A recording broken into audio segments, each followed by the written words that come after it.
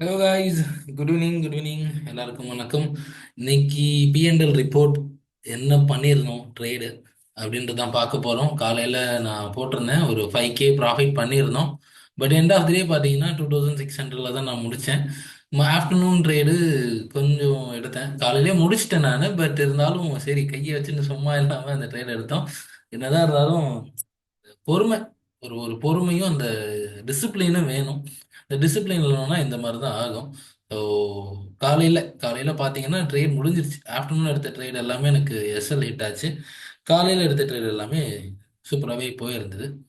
இங்கே பார்த்தீங்கன்னா தெரியும், இந்த ட்ரேட்ஸ் தான் இன்னைக்கெல்லாம் எடுத்தது. யா, இதை பற்றி தான் இந்த ட்ரேட்ஸை நம்ம இன்னும் தெளிவாக பார்த்துடலாம் வாங்க.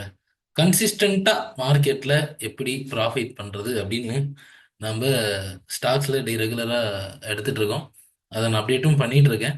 நீங்க பாத்தீங்கன்னா தெரியும். இன்னைக்கு அதானி சூப்பரா போச்சு. இன்னைக்கு நான் ஹோல்ட் பண்ணல. ஓரளவு ப்ராஃபிட்டா பார்த்தவொடனே கொடுத்துட்டேன். அது நான் பண்ண ஒரு பெரிய மிஸ்டேக். ஹோல்டு பண்ணி இருக்கணும். சரி, ஓகே, ஒரு 2 வீக்ஸ் வந்து ப்ராஃபிட் டக்கு டக்குன்னு புக் பண்ணிக்கலாம் அப்படின்றதுனால நான் வந்து ஹோல்ட் பண்றது இல்ல. ஓகேங்களா? ஸோ பார்த்தீங்கன்னா 658 ரூபால வாங்கியிருக்கேன். ஓகேங்களா? இங்க இருந்து இந்த லெவல் வரும்போது 658. இங்க இருந்து இந்த ரெட் கலர் இது தெரியுது பாருங்க.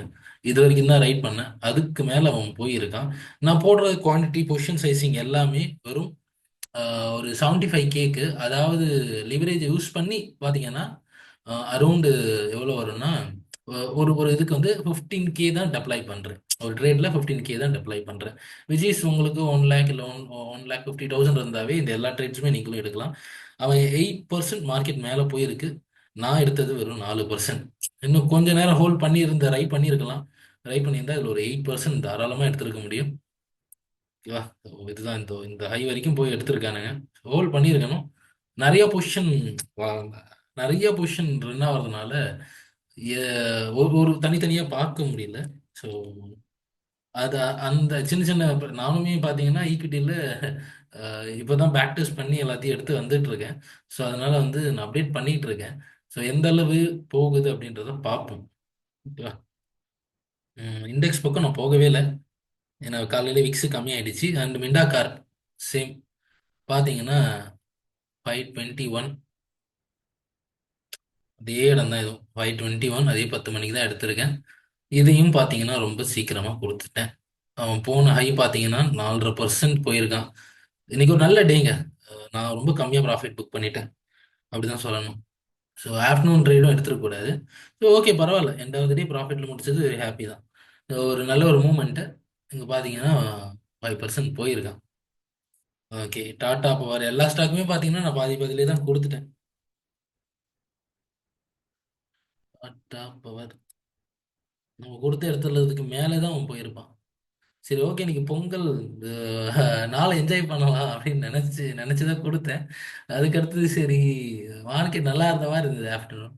ஸோ அதனால வந்து ட்ரேட்ஸ் எடுத்தேன் நான்.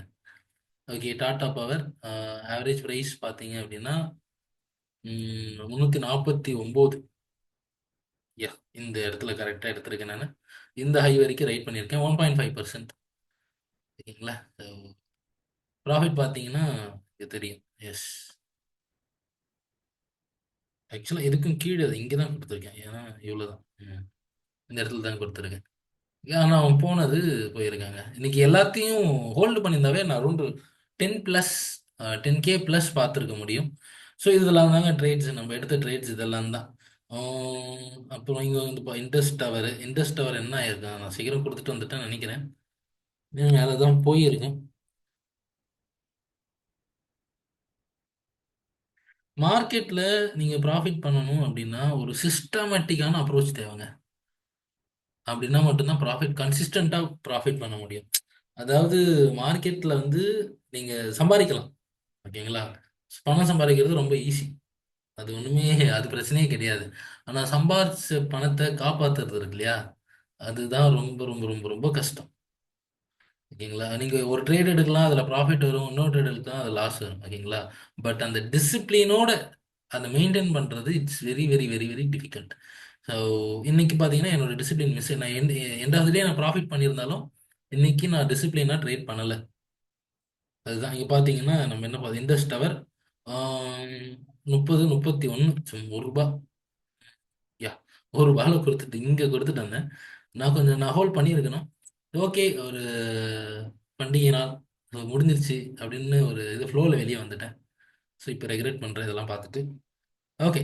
ம். இப்போ லாஸ்க்கு இப்போ 6000 ரூபாய் ப்ராஃபிட் பண்ணணும். இதெல்லாம் ஆஃப்டர்நூனில் நான் ட்ரேட் எடுத்தது. இது காலையிலே பார்த்தீங்கன்னா 5K ப்ராஃபிட் பண்ணிட்டேன் நான். இது ஆஃப்டர்நூன் செஷனில் ட்ரேட் எடுத்தேன்.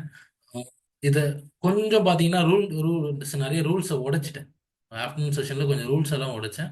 அந்த ரூல்ஸை பிரேக் பண்ணதுக்கு எனக்கு இந்த லாஸை கொடுத்துட்டானுங்க. brokerage போட்டு தீத்திட்டானுங்க. ஏன்னா 20 ட்ரேட் பண்ணியிருக்கேன். ஸோ brokerage இன்னைக்கு நிறைய போயிருக்கும். brokerage போனாலும் ப்ராஃபிட்ல தான் முடிச்சிருப்பேன். இந்த ஸ்டாக் வந்து கொஞ்சம் ஒஸ்ட் தான்.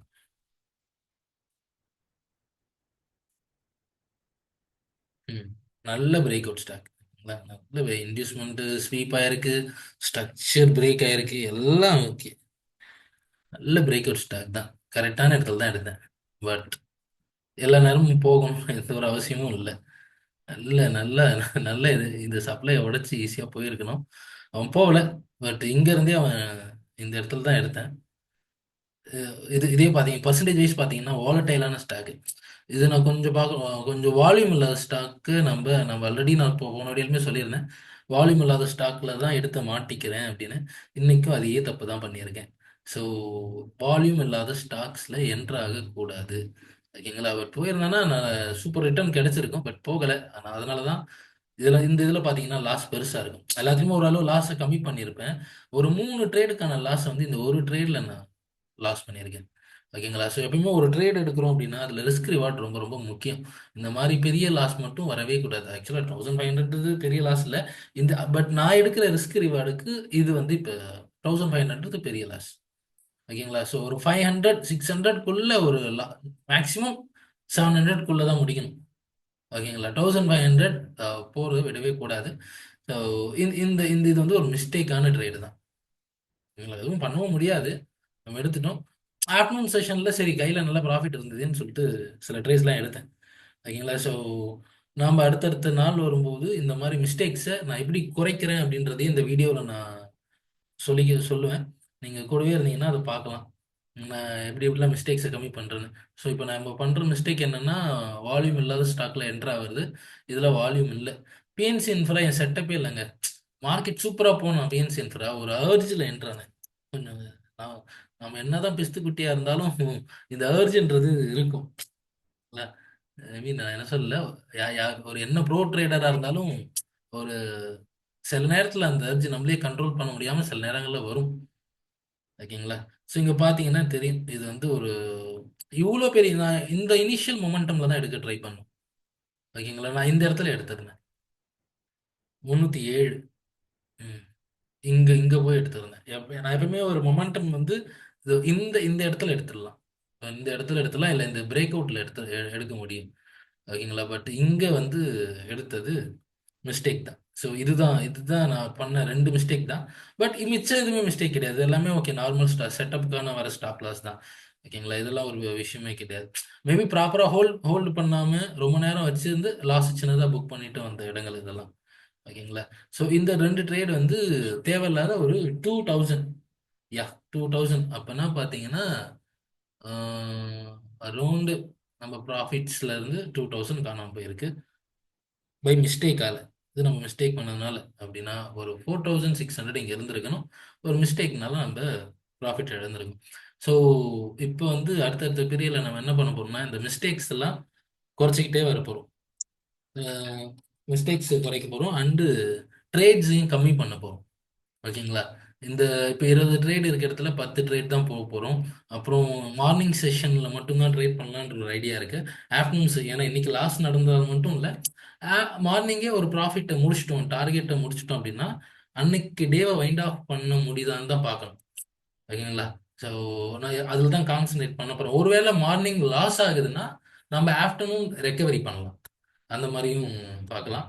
ஸோ நீங்கள் யாரும் நம்ம சேனலை சப்ஸ்கிரைப் பண்ணாமல் இருந்தால் நம்ம சேனலை சப்ஸ்கிரைப் பண்ணுங்க. உங்களுக்கு எதனா டவுட்ஸ் இருக்கு அப்படின்னா கமெண்ட் பாக்ஸ்ல சொல்லுங்க.